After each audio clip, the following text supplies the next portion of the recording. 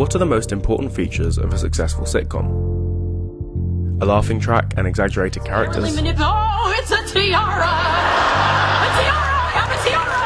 Put it on me, put it on me, put it on me, put it on me, put it on me! Ridiculous situations and storylines? For the love of God! Moose and twist! An overly complicated will they won't they romance?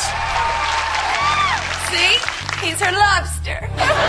Sitcoms have become such a permanent fixture of modern television that it's difficult to overstate their influence on 21st century culture. But what is it that sets apart the best sitcoms from the rest? For me, it's something that I don't think is talked about enough. It's the ability of the sitcom not only to make its audience laugh, but also develop its characters through tragedy. You're watching Tell Me More, and this is a study of tragedy in sitcoms. If you haven't guessed already, this video contains spoilers for, well, sitcoms. Yeah, I know, that's a lot of spoilers. So if you're not ready for some sitcom spoilage, leave now. Okay? The primary objective of any good sitcom is to make its audience laugh. That much is beyond question. Fundamentally, there needs to be a set of well-cast and likeable characters in place, who can translate scripted jokes into moments that become so quoted and repeated that they transcend generations. Like this one. You know the song! Sing along!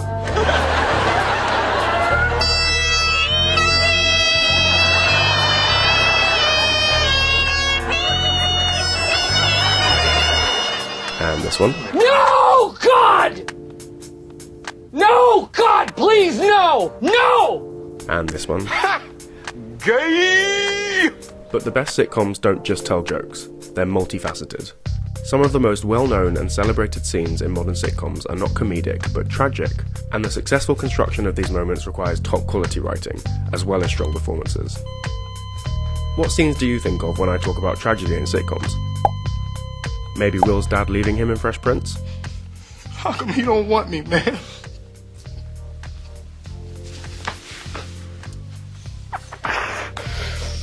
Or Dr. Cox losing the last of his transplant patients in Scrubs? Come on. Come on.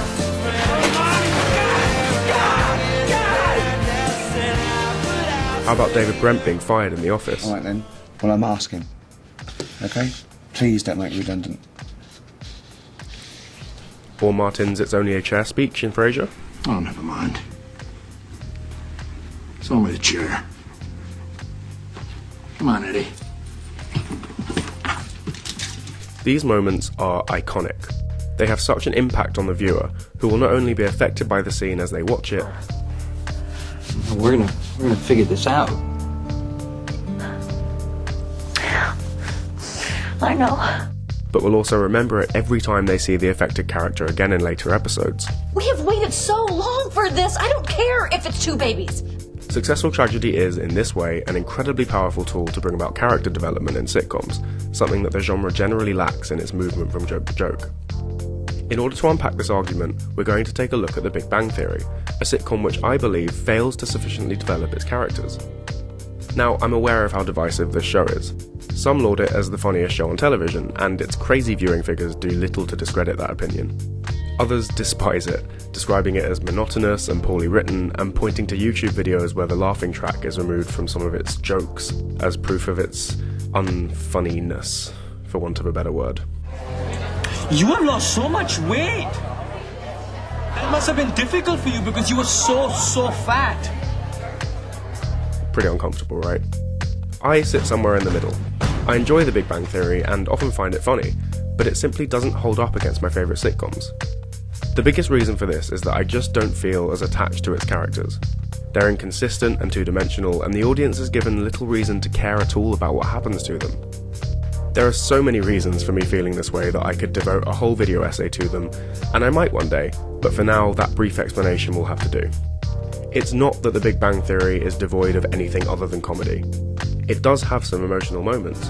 I couldn't have imagined how good my life would get from the moment that I met you, Bernadette. But they're never as hard-hitting as tragic scenes in other sitcoms. And this, for me, is down to their execution. So, Let's compare two scenes with similar emotional content in The Big Bang Theory and How I Met Your Mother, as we see a main character reacting to the news of their parents' death. Marshall's reaction to his father's death in How I Met Your Mother is one of the most famous scenes in its 9-season run, and so much of that owes to the writing of the episode as a whole. The episode is entitled Bad News, and it tells the story of Marshall and Lily's struggle with infertility, and Marshall's insecurity about the subject. He talks specifically about not wanting to let his dad down, which signals to the audience that the central motivation for Marshall in this situation is his family, and specifically his father. With the countdown ticking away, no, seriously, the episode uses props to count down to its tragic end. It's so cool. The audience is led to believe that the bad news alluded to in the title will be Marshall finding out about his infertility. So when he receives the news that he can have kids, the audience is waiting in anticipation for the moment that he can tell his dad the good news. All of this builds up to the point that Marshall is literally phoning his dad to tell him when Lily arrives at McLaren's in a number 1 taxi that marks the end of the countdown to the bad news. And then, well, Marshall, this. something's happened. Your father, he had a heart attack. He didn't make it.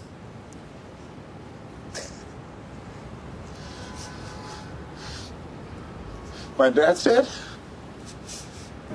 The carefully crafted story building to this point, some fantastic writing, and the incredible performances of Jason Segel and Alison Hannigan are enough to make Marshall's dad's death an unforgettable and iconic moment in the sitcom genre.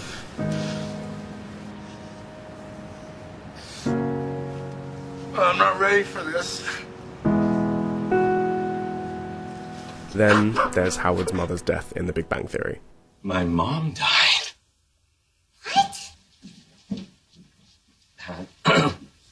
That was my aunt. Ma took a nap. She never woke up.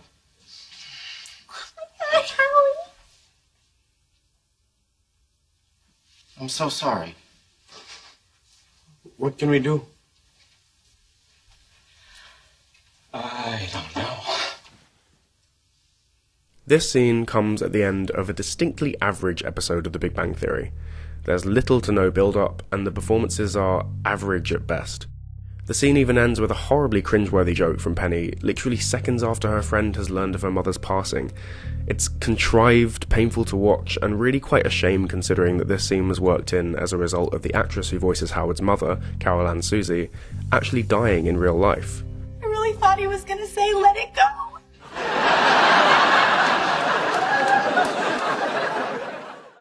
Howard's mother's death is forgettable, poorly executed, and far from iconic. I've used these two moments as a specific example, but I could have picked out any number of scenes from my favourite sitcoms and used them to show what great tragedy can achieve within this genre. In a comedic world, it can often be difficult to effectively develop characters, but following their stories into tragic situations is a powerful and impactful way of doing so. And when it's done well, it leads to some truly iconic moments. Thanks for watching.